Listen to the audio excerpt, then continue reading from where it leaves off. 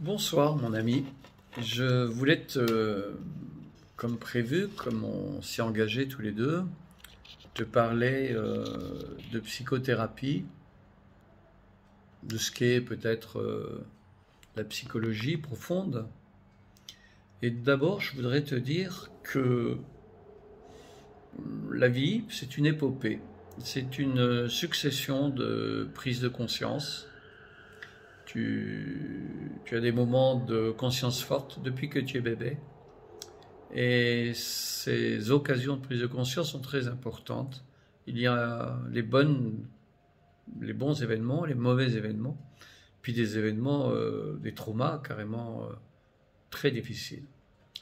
Voilà, donc cette épopée de la vie, elle s'accompagne de trois processus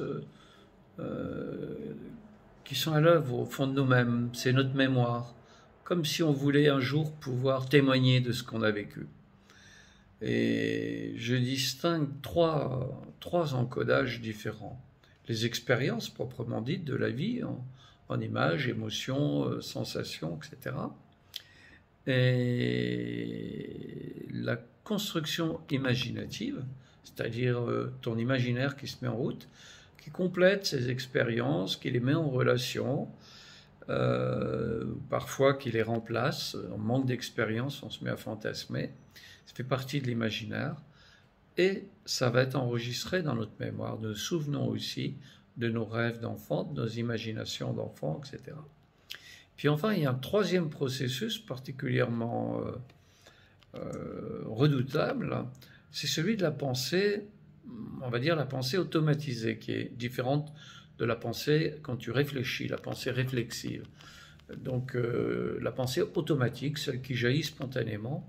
Alors celle-là est absolument terrible parce que c'est un entassement de jugements considérables qui viennent des cultures, des croyances, tout est codé de façon binaire et il y a énormément de jugements.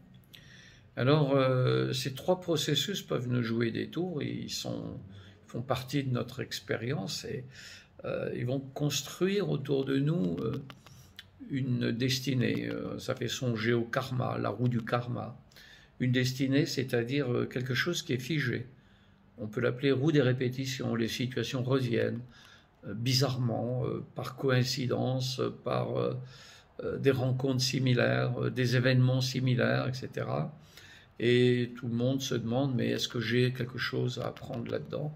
Ce qu'on voudrait surtout, c'est sortir, bien sûr, des automatismes et des répétitions. Alors heureusement, on a dit qu'on parlerait un peu de psychothérapie pour faire un voyage dans le temps. Même dans les thérapies brèves, en réalité, on fait un voyage dans le temps. Il y a un fil d'Ariane, heureusement, un bon fil conducteur. Ce bon fil conducteur, c'est que mon présent d'aujourd'hui, il est fonction qualitativement de mon passé. Si j'ai un bon passé, j'ai un bon présent. Si j'ai un passé angoissant, je suis angoissé. Si j'ai eu, je le disais tout à l'heure, beaucoup d'expériences pénibles, douloureuses, eh bien, elles encrassent en quelque sorte ma capacité à être conscient dans le présent, puisque les processus inconscients viennent s'ajouter et me limiter et me faire plonger dans des décisions, des actes, des comportements inappropriés. Donc le présent est conditionné par le passé. Mais le présent, c'est quoi? C'est aussi un instant presque impalpable, ce qu'on appelle la conscience du temps présent, mais c'est aussi essentiellement des projections dans l'avenir, un avenir presque immédiat ou un peu plus lointain, etc. Au fur et à mesure que je construis ma vie, j'ai besoin d'anticiper, de savoir où je vais. Donc le passé, le présent et l'avenir sont parfaitement reliés et la base passée est très importante puisque ma qualité de présent en est déterminée et la qualité de mon futur est fonction de ma qualité de présent.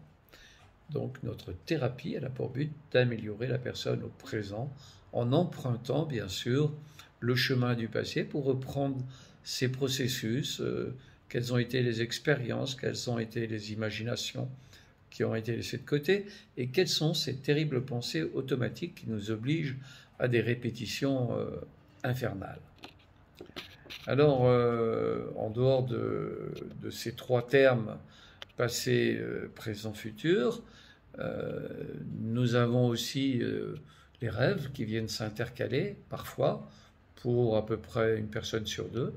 Tout le monde n'est pas abonné aux rêves, mais les rêves constituent un apport puissant dans une démarche de changement personnel et attirent souvent la personne dans des dimensions un peu transcendantales, puisque le rêve est un peu un au-delà de la personne et parfois tire jusqu'à des questions spirituelles.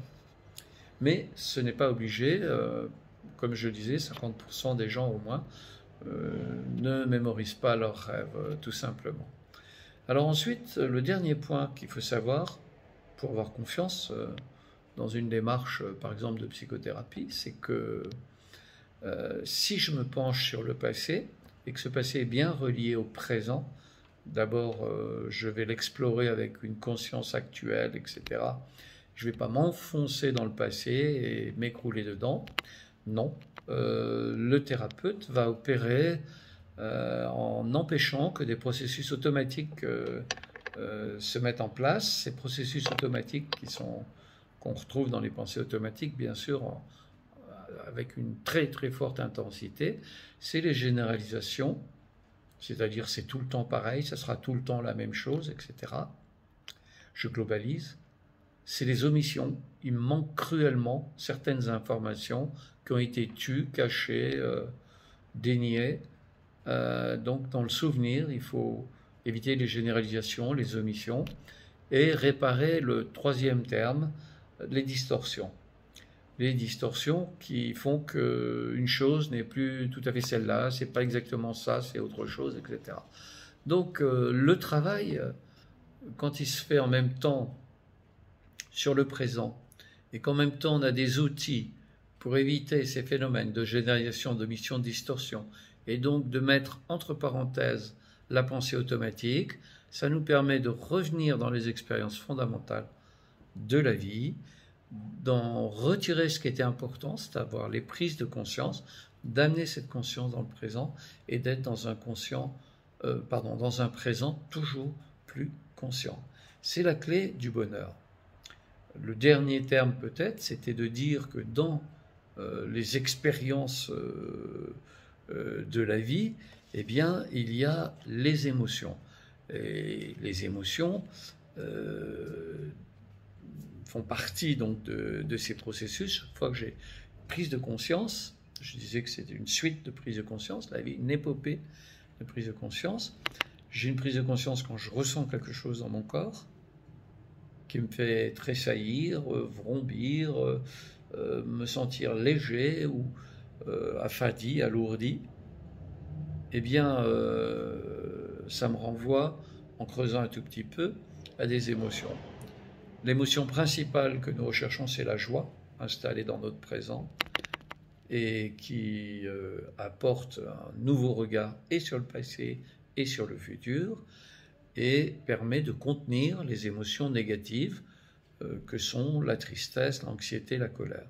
Ces émotions sont dites négatives, c'est à tort. En réalité, dans le travail, elles vont évoluer et se mettre au service de la personne.